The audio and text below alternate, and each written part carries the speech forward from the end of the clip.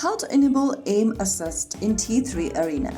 Hi everyone, welcome back to another video from Tech for Gamers.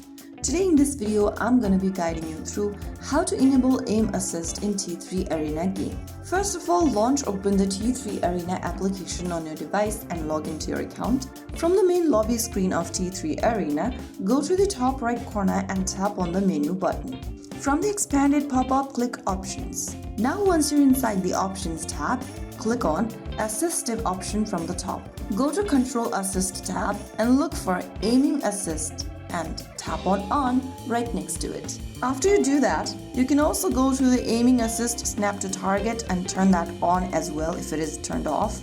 From Auto Reload when disengaged, click on as well and toggle on the button right next to Auto Fire 2 so that you can aim correctly and take out your enemies. After you do that, you can get back to the lobby screen of T3 Arena and go ahead and join a match. Then you'll be able to test your aim assist in practice matches to find the setting that feels best.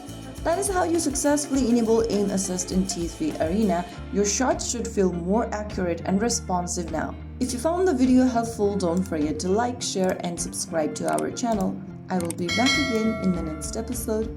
Thank you for watching.